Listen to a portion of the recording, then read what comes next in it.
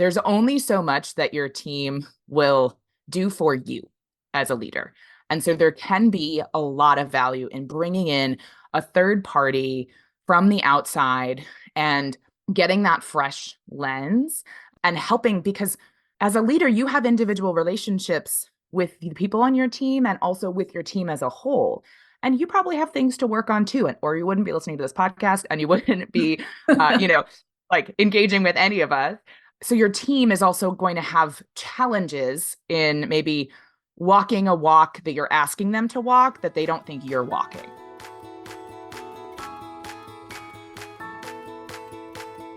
Welcome to You Belong in the C-Suite podcast. You are ambitious in life and in your career, but something is missing. You want to bring more of your passion to what you do. Because let's be honest, you pour a ton into your work, and it needs to mean more. I'm your host, Laura Eigel. I'm a mom, wife, PhD, coach, advocate, introvert, and indoor rowing fanatic.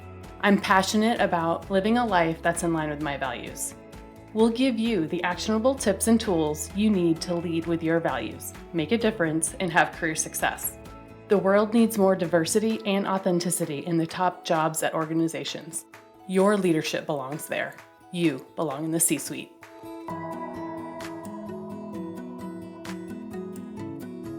What gets you up in the morning? What drives your decisions? What do you stand for? No idea, not even sure where to start? I use my values to guide my life and career. It's the basis of how I've built boundaries for myself and stuck to them. Are you ready to dig into what matters to you? Go to thecatchgroup.com to download your free values worksheet. That's thecatchgroup.com to download your free values worksheet to get to your core values and take action on what matters most.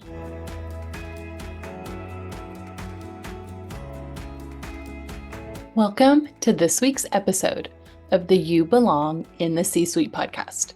I'm so excited to have our guest, Katie McLaughlin, on the podcast. Katie is an engaging speaker, workshop facilitator, and strategy consultant with over 15 years of experience in high-growth companies such as Wayfair, Upserve, and Rocket Lawyer.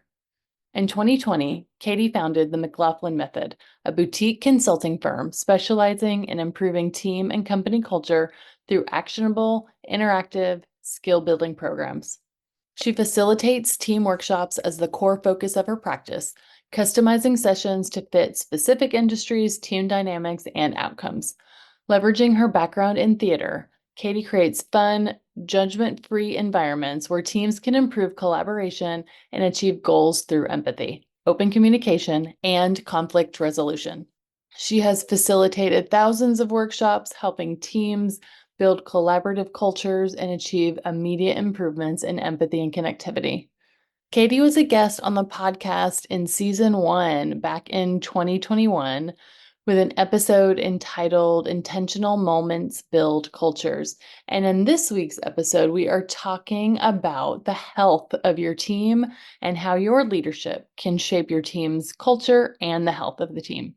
Now in her work, Katie works with leaders and teams for skill development and building team cohesion and team dynamics. And we talked about all the bad training that we've all been through or received at a team offsite, and why direct application and practicality are just so important so that you learn in a safe space and then apply it directly in team interactions. And Katie talks about the layers of team dynamics. They're hard to navigate, like resistance to change, not understanding the context of something that's changing, or not having the skills to collaborate with teams that have different cultures. She talks about the ways that she uses her theater background to create engaging, thoughtful, and unexpected workshop experiences for teams to uncover what's getting in their way as individuals and as a holistic team. We talked about the roles that leaders have in prioritizing team development and how to create team experiences and team culture, regardless of if you've had those same experiences in your career, especially if you've worked for leaders who weren't great role models of team culture. We also talked about the importance of not expecting to resolve all team things within one offsite or workshop, and the need for consistency of prioritizing team development, year over year to truly get the team culture and results you want.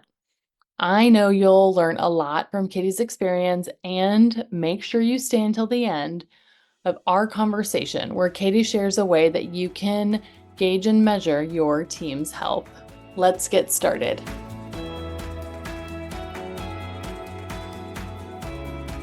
Well, I want to welcome you to the You Belong in the C-Suite podcast. Thanks so much for joining us again. And I love that I get to say that again. Yeah, thanks so much for having me, Laura. I had a great time chatting with you a couple of years ago, and it's so fun that this podcast has kept going this long. So congrats on that.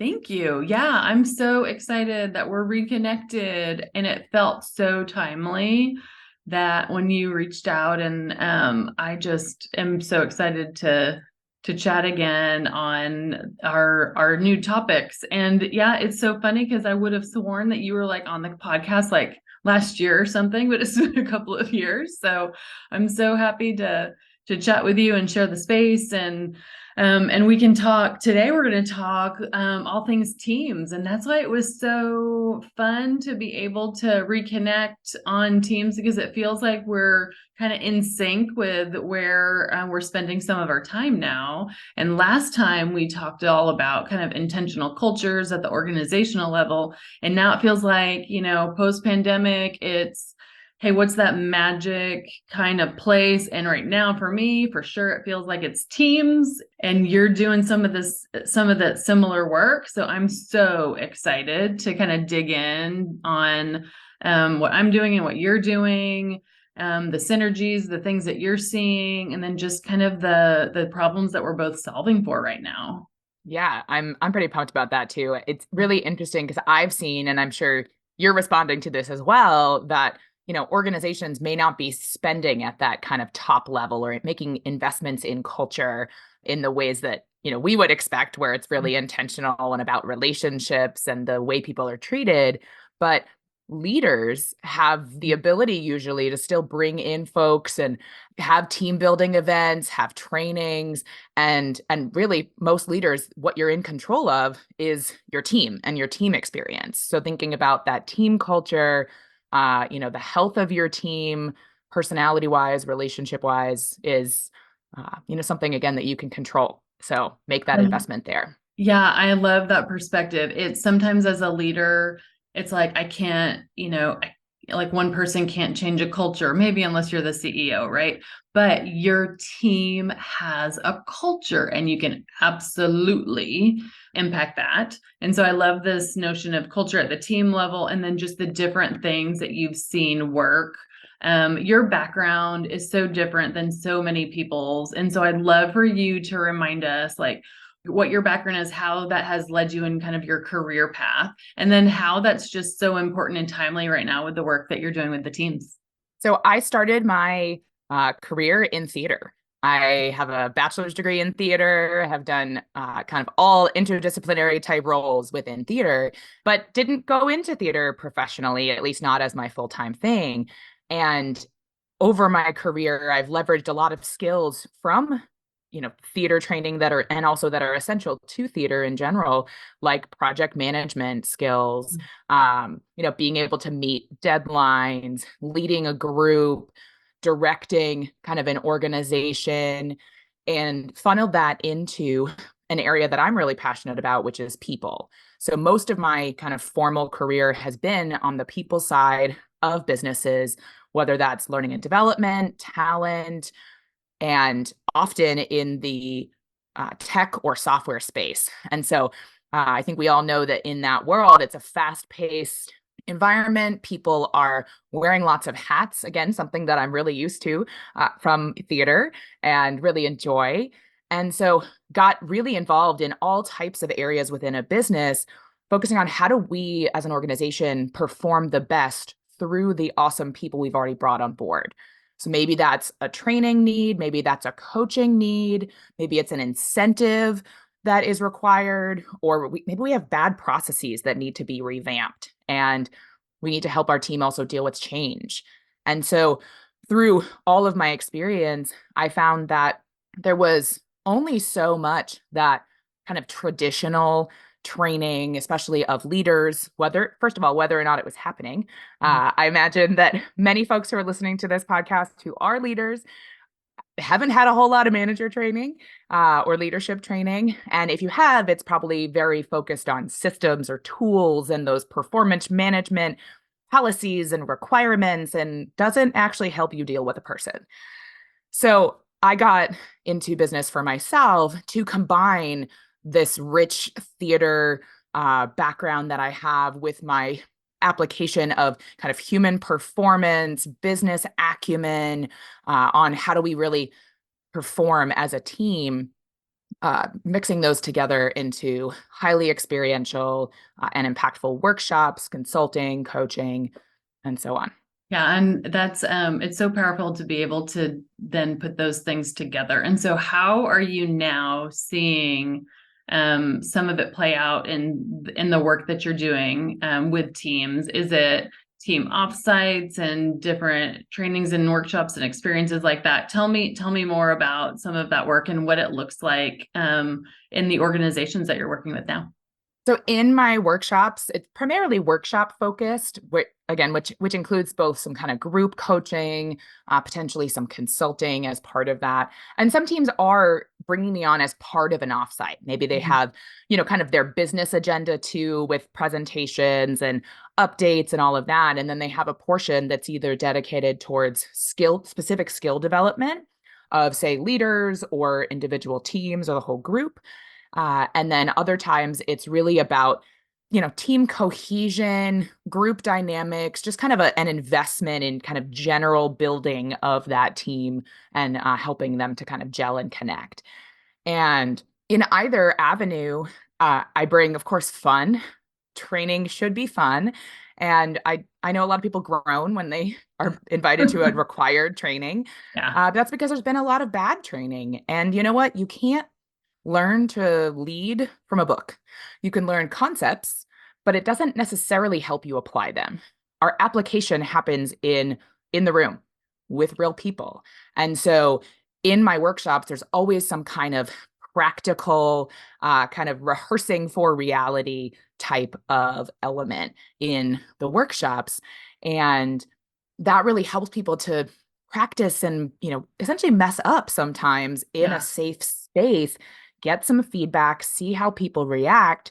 So that way, when they're really in the room with an employee, they can, or a colleague, they can, make a choice that's more intentional and more aligned with the culture they're trying to create within their team.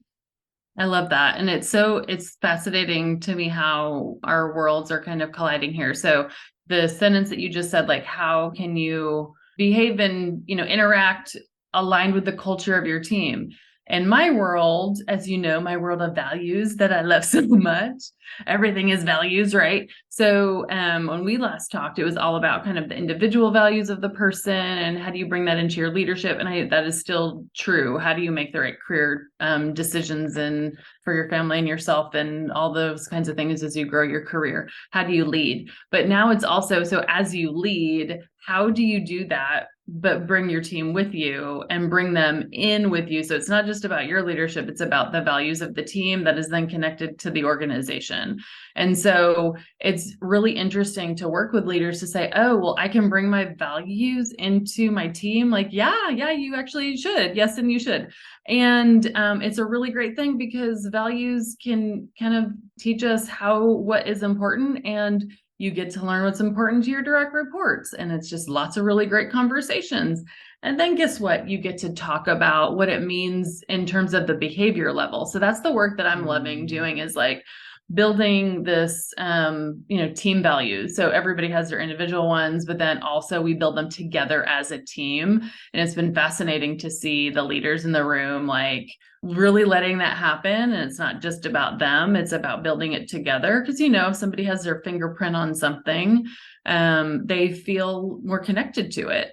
And so it is just that it's building that team culture, and then the behaviors that are, okay, so what does collaboration look like? How do we do that together?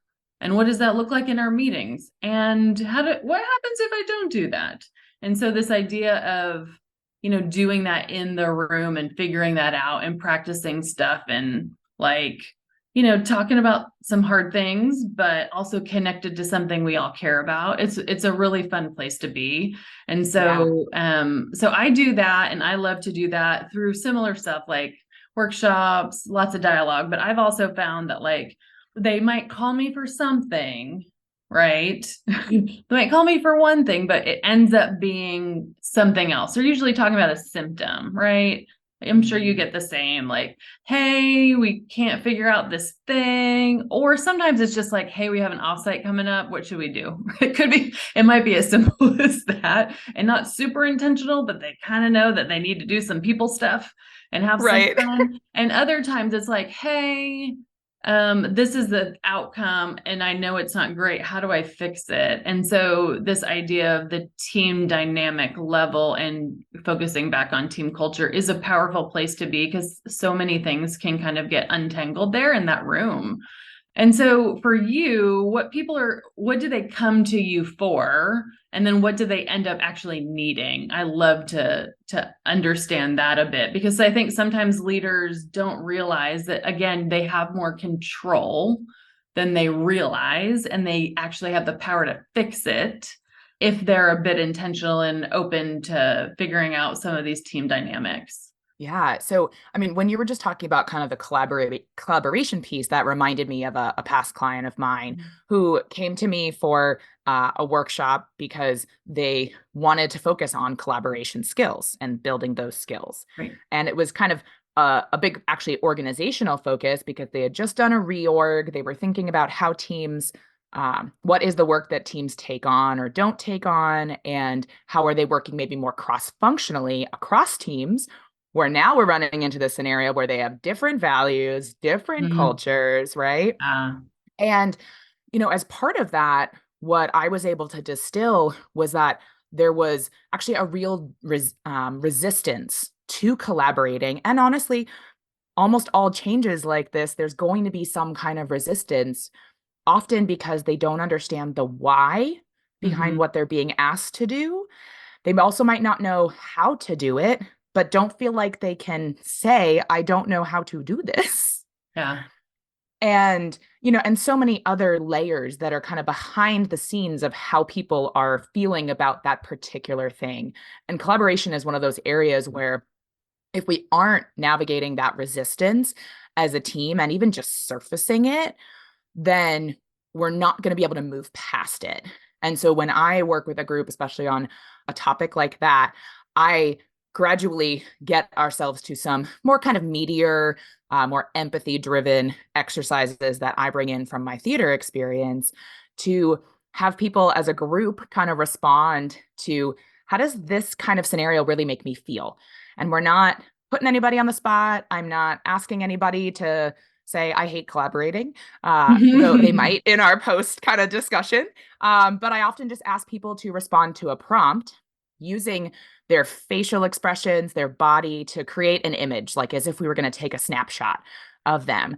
And, ask, okay, so create an image of how you really feel about collaborating with members of your team.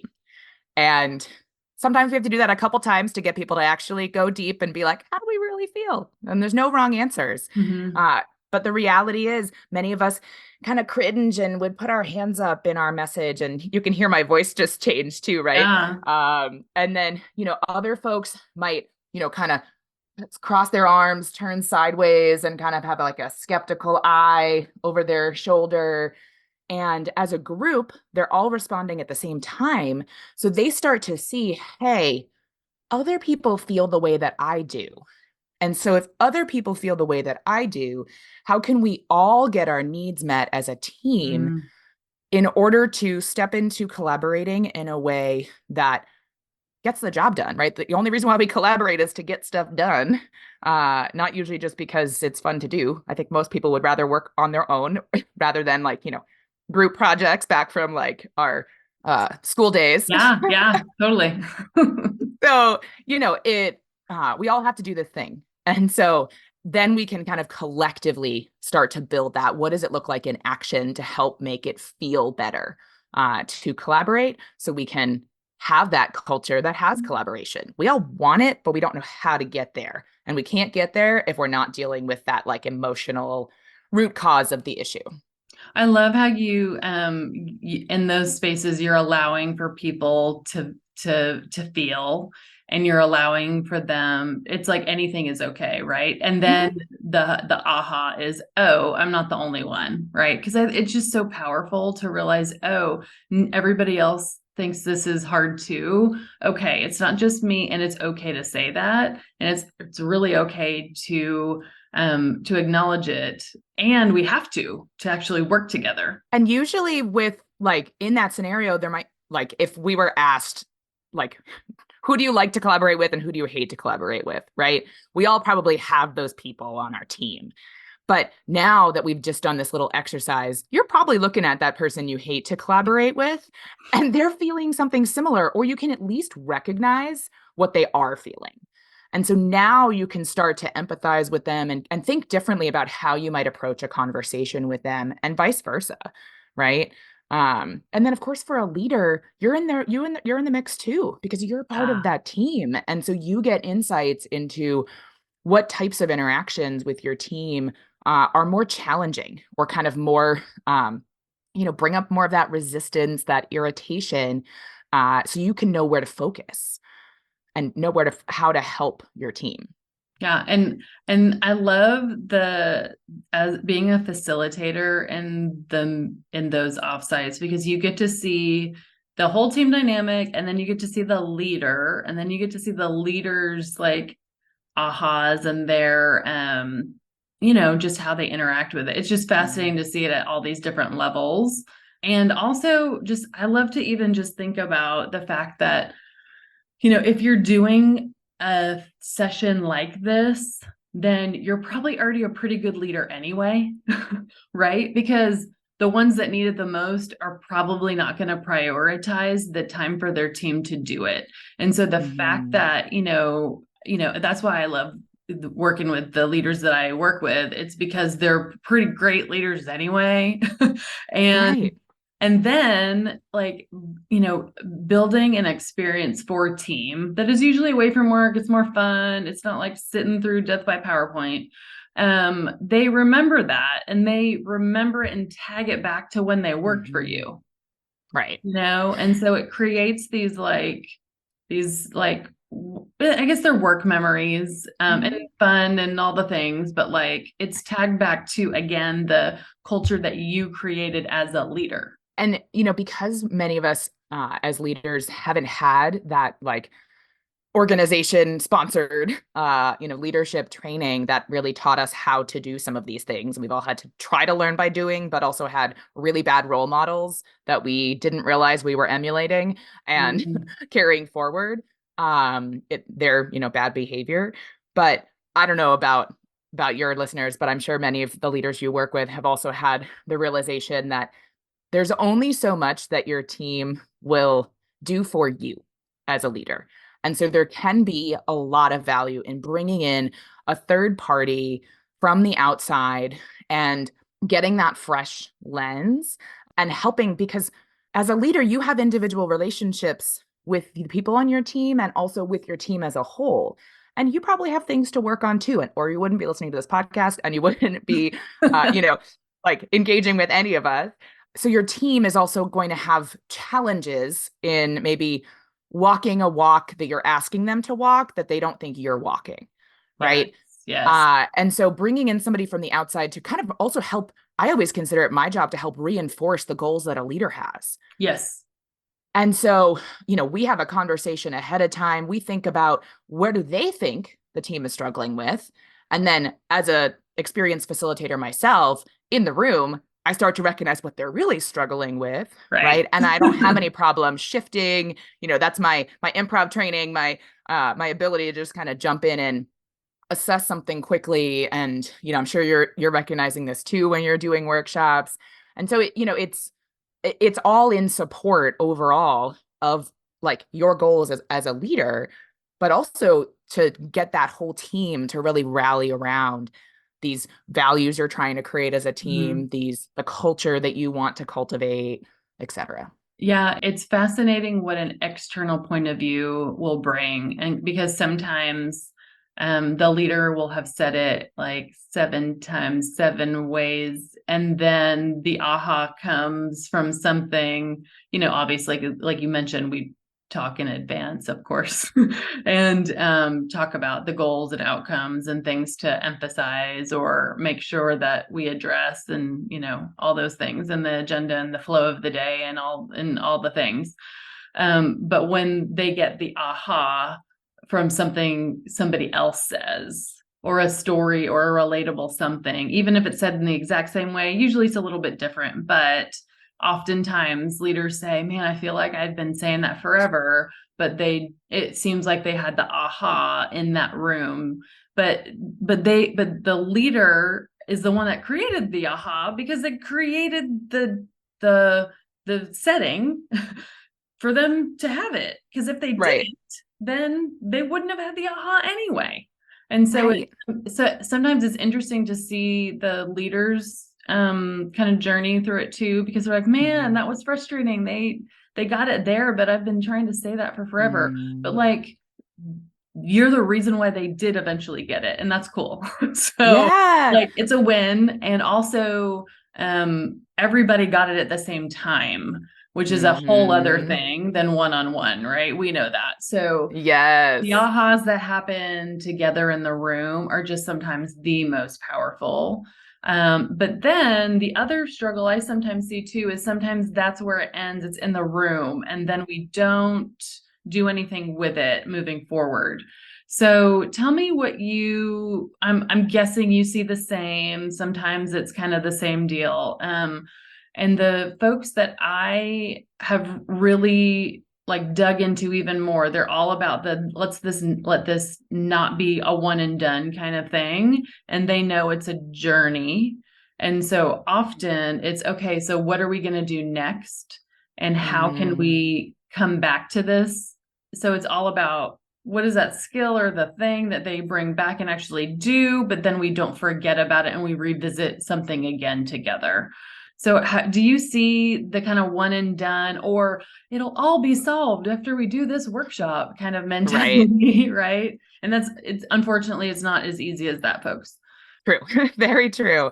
And there can be a a lot of ground covered in even a single workshop or a single Sure. session, right? And even actually if we take this and there's a lot of research into how we retain information Mhm. kind of in the training world, and that knowledge retention drops off dramatically after a training event.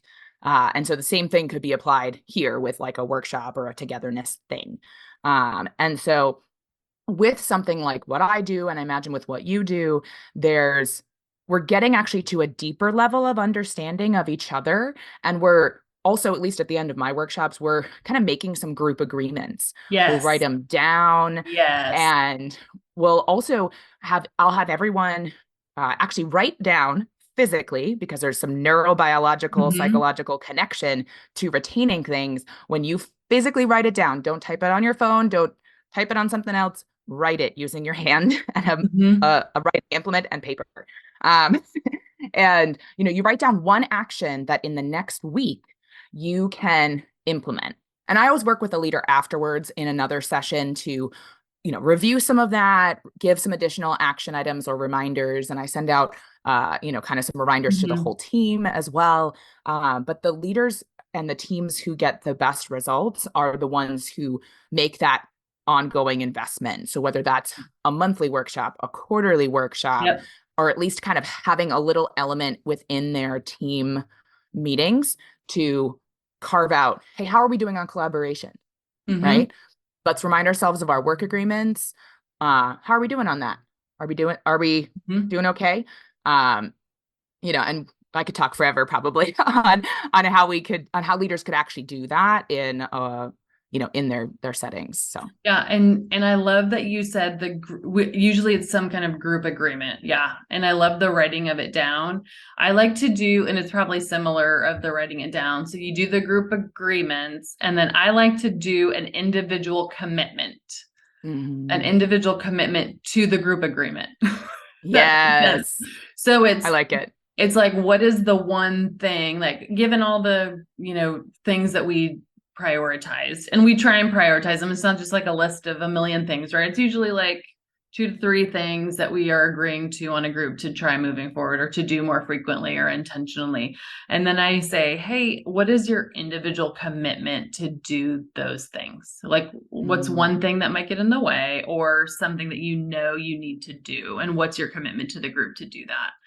And then I have them tell that to each other if they feel comfortable. And Yes. usually they do by that point. And so, and it's almost like it's just like like a exclamation point. Like, it's not going to happen just if the leader does it.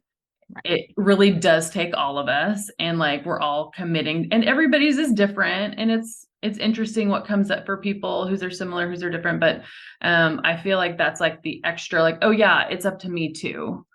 But you're, like you said, we then do the kind of debrief and the communications, and the leaders that are, we'll use this word with culture, intentional, right?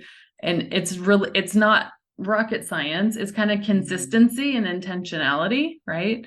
Right. With a lot of these things. And so those leaders, even if you don't know what to do, if you're prioritizing the time and you do it in a consistent cadence, like, by far, those are the ones that I feel are really, like, are building those team cultures that people really don't want to leave, right?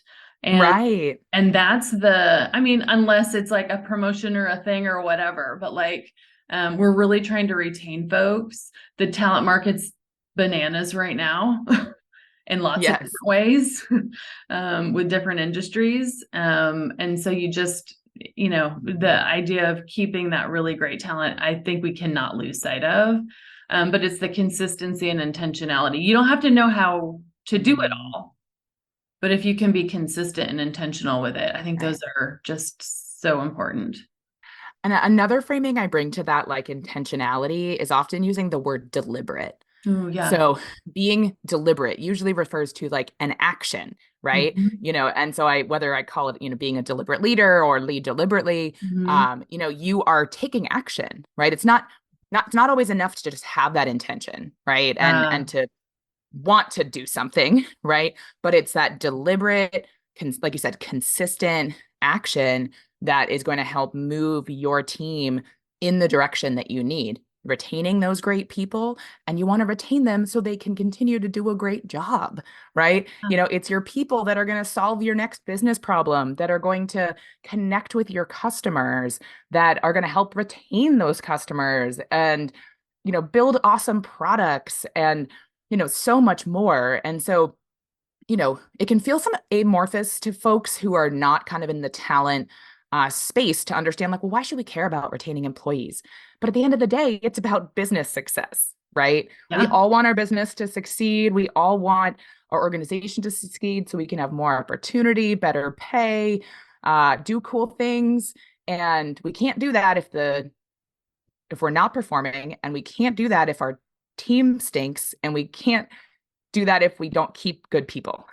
That's right. And then your time as a leader, when you have a team that is like high performing versus not, oh my goodness, like, woo. Yes. Like, the things that you can get done and that you achieve and the speed at which you do it is like, it's night and day. Like, Right. you have a poor performer, if somebody's in the wrong role or whatever it is, it hurts. You're spending the majority of your time with that person, and that's fine in those seasons, and you might have to do that. Or if your top person leaves, oh my goodness, that's like as a leader, you kind of want to throw up and throw in the towel in the day, because Right. you're probably going to take on a lot of that work.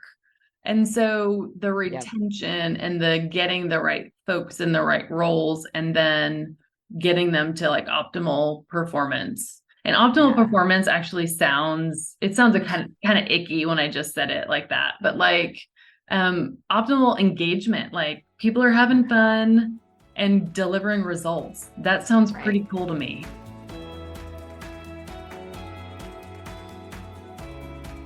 My award-winning book, Values First: How Knowing Your Core Beliefs Can Get You the Life and Career You Want is now available in audiobook. Since the book released just last year, the biggest question that I've gotten from readers is it available in audiobook? In this book, you'll get to hear my most pivotal career stories and some of the successes of my clients as you learn about the Values First framework and how you can take action on your life and career. The audiobook is narrated by me, so if you love this podcast, you'll love the audiobook. Values First: How Knowing Your Core Beliefs Can Get You the Life and Career You Want is now available on Audible and iTunes.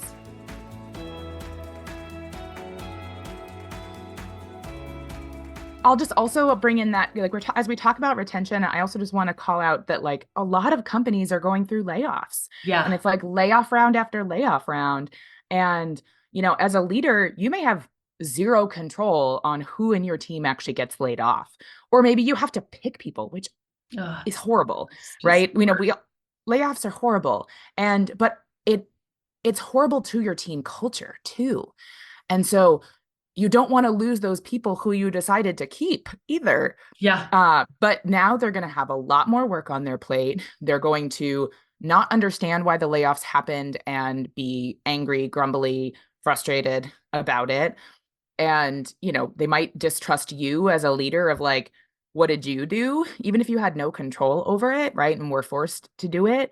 So there's no better time, honestly, to be investing in your team than when a big change happens, or when a layoff happens. It is cheaper to bring somebody in to do a workshop or a series of workshops than it is, to lose those people and to then have to backfill and hire, if you're even able to backfill and hire. Right. Yeah, because usually you can't. There's a headcount Right. freeze or a this or a that. And so then it just puts more stress on everybody that's there and you. Yep. And so, yeah, often I think it's the knee-jerk reaction of, okay, well, we can't spend money on team development because we just went through that, when that's like actually exactly what you need to be spending money and time, right? Right. Really the time on to prioritize, like, this is just that important. Yeah. Right. Yeah. And I'm sure you see this too, Laura, but, like, I know I've seen huge results with just even a single workshop, right? 2 hours, a half day. Like, it doesn't have to be this, like, constant, like, huge time suck, right? Like, you're probably already, spending that time elsewhere. And you may even still be, dropping a credit card at a bar, for a team building happy hour or what have you. And that's not going to get the job done to make the team feel valued. And especially whenever we bring, like, alcohol in or what have you, it's not a mixture for team cohesion and building relationships, really. Yeah, it's funny because sometimes that's the thing. Or, sometimes it's, oh, let's do a service project. Okay, when we're all making sandwiches and nobody's talking to each other. So it's like, okay, or we're doing, there's space for, Yeah. like, all of that stuff you can still do those things, but that's not going to fix the collaboration problem. Right.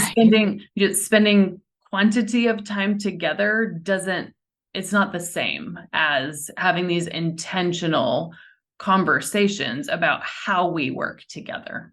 I think that now people are wanting, post pandemic, I don't know if you're seeing it, but just this idea of, I want the meetings I go to and these offsites to be good, right? Right. Like, if I'm coming all the way in, Yep. like, let's do something that is actually meaningful, that actually builds connection, that we've thought about, Right. that is intentional, then that helps us work better together, as opposed to, like, just being in the same space at the same time, right? And so Exactly. you're right, you can do that in shorter amounts of time if you're laser focused and have the help of somebody who does it for a living, right?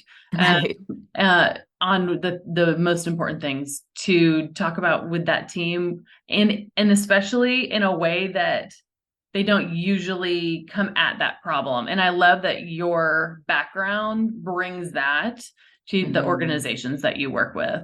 Yeah, definitely. I think it's again, being intentional, being consistent, taking deliberate action, and, asking for help, bringing in help and support to help lighten the load for you, that you don't have to do it all, as a leader. You don't have to know how to fix all the problems. Fun fact, nobody knows how to fix all the problems, but there are people who can help you along the way because your problems are going to be very different than somebody else's problems. But, I know I've seen across all industries, all different types of companies, like we all think that we're a special snowflake, but in reality, people are people. We all have the same stuff, that we bring in, and people are messy. And, we don't just need cookie cutter experiences. We need, or Yeah. even just online training. Trust me, I've built and delivered and, Yeah. put out there a lot of online training in my day. But to get at collaboration, to get at team culture, to get at, a healthy team that can perform, you can't learn that from an online video. You just Yeah. can't. Yeah. What you just said about you absolutely don't have to know everything. But the leaders that we work with, they recognize that the prioritizing the time, I think Mm, by far, that's like if that's the lens that of the leader that I love to work with, it's they know that even a bit of time is going to be absolutely worthwhile. And so sometimes it's never even about the money. It's about we're so busy we can't, right. not be there. But they're prioritizing the time. And again, it goes back to if I'm an employee, I'm working for a leader that's prioritizing this kind of stuff. That's probably a pretty good place to start. So Right. you mentioned before about being able to monitor kind of this idea of team health. Can you talk a little bit more about that? And how do we know if it's good? How do we know if it's not? I Mm. bet we know when it's not, I guess. How do we know when we're making progress, and what are we really looking for? So when we think about team health, or when I started to talk about or start to conceptualize team health, I was really informed by the work that is happening in kind of the tech and software world around customer health, as a kind of leading indicator of whether or not they're going to keep or retain that customer. And so team health is the same deal, Mm. only applied internally to your team. So it's leading indicators of where you might be engaging or creating a good experience for your team, or identifying areas where you might be having challenges. And so I actually created a free quiz that I know we'll send out afterwards to get you your team health score. And if you're even interested in taking this, you might, again, have a spidey sense that there is maybe something wrong. Um, and, I ask you to respond to some yes, no questions of, for example, has your team gone through a bunch of, big changes in the last 6 months? Yes or no? And when you answer yes, that is like it's going to lower your team health score, because that needs to be resolved and is going to still be kind of murky and impacting your team health overall. Now, the actual like how much that happens or how much any of these instances affects your team, you could have one or two of these elements where you're on that kind of wrong side of, okay, it's bringing your health score down. That one or two elements could be a ginormous impact to your team. And so this quiz starts to get you thinking about how your team operates. For example, like, does your team feel really burnt out? And as a leader, would you label anybody on your team as a complainer? Any of those types of things can be affecting your team health. And with each of those, we can start to think about how do we do some interventions that will impact the team health for the better. I love a good quiz, so I'm excited to dig into that. And Yeah. we're going to put that in the link to that in the show notes so that you have easy access to it. And I think that's a really great place to start, right? I think that's a really great place to start. You may already know or you have an inkling, your spidey sense, like you mentioned, on what could be driving it. You might learn something new too. And Mm-hmm. so digging deeper to get more data is always interesting for me anyway. Yeah. Well, and one of the things that I have learned is that teams that even have like, great team health on paper, if the leader is or someone is taking this survey on behalf of their team, there is still something going on, right? And so, it is important that, we make some of these investments. We start to think about those interactions, the way that we all work together differently in order to, again, be proactive around taking action, being intentional to improve it and keep those people perform better, et cetera. Yeah. I like to say whether or not you are intentional about building your team culture, you have a team culture. So Yes. your team culture is what you're doing and what you're not doing, what you're incentivizing and what you're not incentivizing. It sometimes has lots of connections to the organization and sometimes it doesn't. And so, so again, if you don't prioritize it, or if you're not thinking about it, doesn't mean that you don't have a team culture. You just may not be aware of what it is. And I would say you probably don't know all there is to know about what it is, if you're not thinking about it. So build the culture that you want. Yes, definitely. And, start where you are. Yeah. Right. I often talk with any of my clients around how the only thing in our control is ourselves, self-responsibility, self-awareness. And so again, start where you are. Yeah. And start where your team is, right? Even just the simple act of intentionally observing your team, jotting down some notes. How did this team meeting go? Who showed up? Who spoke up? Right? Just jotting a few thoughts down is going to start to give you some insights on where you might want to invest time with different people on your team, and can kind of jumpstart some of that action that you can take to make change. I love it. I love it. So we'll put the quiz in the show notes.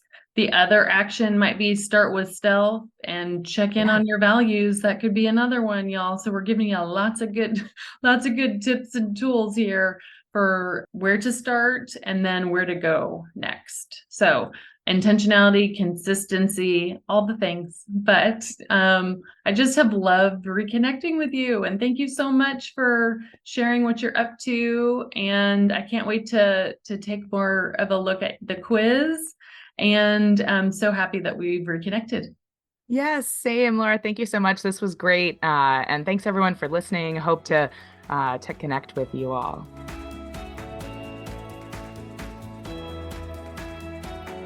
I want to thank you so much for listening to the You Belong in the C-Suite podcast. If you are enjoying this content, please remember to rate and review on Apple Podcasts. By leaving a review, you are helping others find this content. We will be featuring 5-star reviews on air in upcoming episodes. Editing and support for the podcast is done by S&E Podcast Management. To get more tips and tools to help you live a life guided by your values, go to thecatchgroup.com. Keep your boundaries and take care.